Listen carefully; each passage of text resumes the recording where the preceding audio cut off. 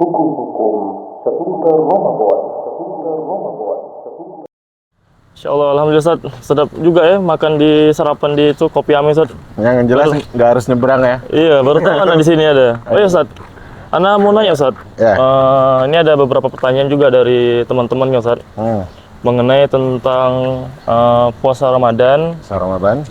Bagaimana jika dahulu dia pernah melakukan zina atau di masa sekarang lah, seandainya ada seorang yang berbuat zina, ya, hubungan mirip suami istri tapi belum sah kan Ustaz, itu apakah hukumnya sama seperti suami istri sehingga dia batal kemudian bayar kafaroh? Iya. Kalaupun iya dia bayar kafaroh, apakah itu cuma laki-lakinya saja? Nah itu gimana Ustaz? Ya, pertama adalah di sini ada dua kasus berbeda. Pertama adalah yang jelas kasusnya sama, hubungan badan.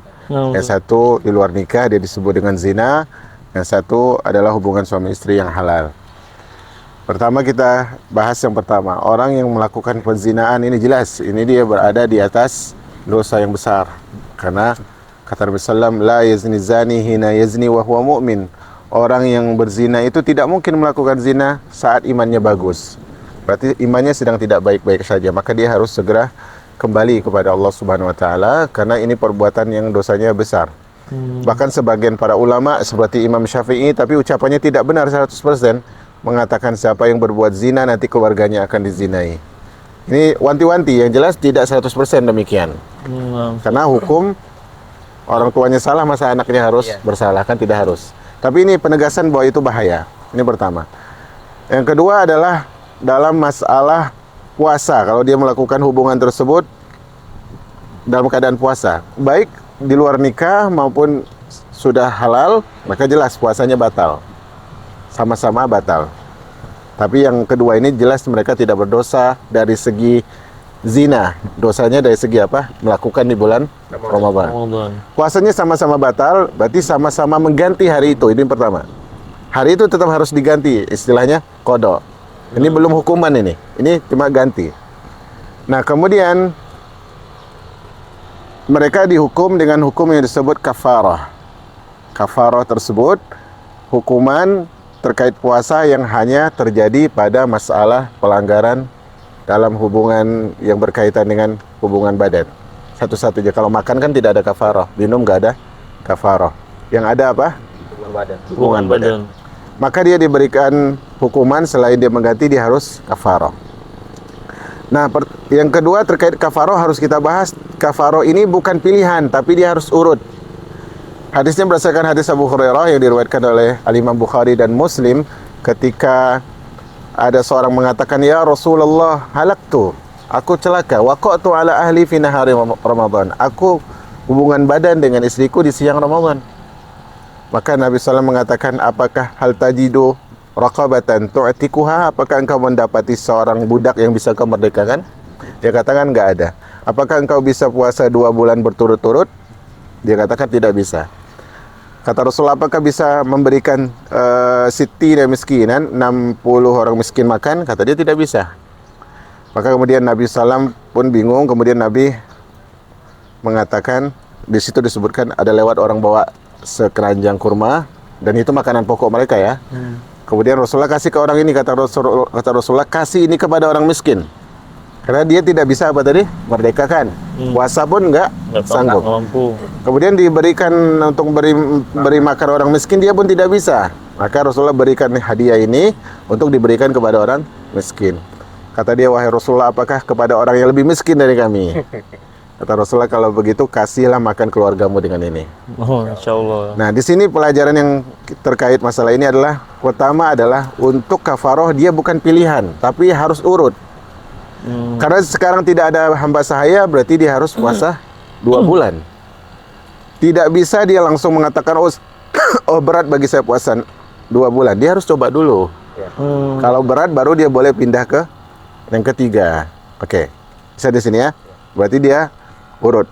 Budak nggak ada, berarti dia pindah ke puasa 2 bulan berturut-turut. Kalau dia membatalkan tanpa sebab syar'i, dia harus mulai dari awal lagi. Ini penting. Kalau nggak bisa, barulah dia beri makan. Kalau ternyata dia orang fakir, maka jatuh kewajiban. Bisa di sini ya. Oh, berarti Ustaz, Tapi urut ya, bukan pilihan ya. nah Ustaz, Urut, oke. berarti perzinahan ini dikenakan kafarah Ustaz ya? Iya, dikenakan juga kafaroh karena hubungan badannya terjadi. Masalahnya di situ. Oh, berarti inti dari hadisnya itu Hubungan di badannya. hubungan badannya, Iya. bukan status yang dilakukan suami istri atau tidak. Ya, gini, kalau kita bicara wajar tidak wajar pun begini. Orang yang suami istri yang halal aja kena. Kena, ya. Kenapa orang yang melakukan keharaman kok nggak kena? Hmm. Saya di sini ya. Nah, Orang yang hubungannya sah tetap kafaroh. Bagaimana orang hubungan tidak sah? Harusnya lebih kafaroh. Bisa di sini ya. Nah, Ustaz. Kemudian masalah selanjutnya adalah, oke, berarti dia bayar kafaroh. Pertanyaannya, kafarohnya dua-dua atau tidak? Kalau yang apa namanya hubungan zina kan mereka bukan suami istri, jelas dua-duanya melakukan. Karena berarti suka sama suka, jelas. Suami istri bagaimana? Di sini ada khilaf para ulama. Yang pertama kita ambil kepastian, kalau istrinya dipaksa, maka istrinya tidak kafaroh dan tidak berdosa. Tapi Ustadz, suami saya misalnya memaksa saya hubungan badan, kenapa ditaati? Kalau nggak taat dia marah. Ini bukan paksa. Oh, Nah, beda ya. Paksa itu harus lebih syadid daripada itu, lebih keras daripada itu.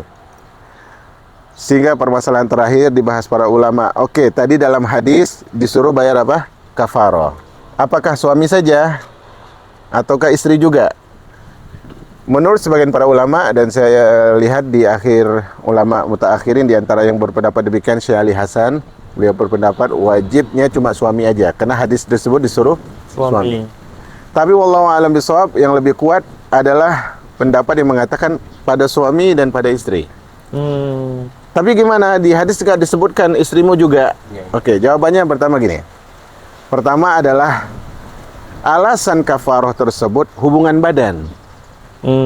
Sekali lagi, alasan kafaroh adalah hubungan badan di siang hari Ramadan, sementara mereka bukan orang yang boleh. Kalau musafir jelas boleh, karena mereka nggak wajib puasa. Ini orang yang nggak sakit, orang yang mukim tapi dia hubungan badan. Yang jelas suami hubungan badan, istri pun melakukan hubungan badan, berarti telah terjadi yang disebut dengan jima, maka alasan untuk kafaroh udah ada. Itu pertama. Kedua adalah Rasulullah bersabda, an-nisa'u syaqaiqur rijal. Perempuan itu kembarannya laki-laki. Maksudnya bagaimana? Hukum laki-laki asalnya hukum bagi perempuan.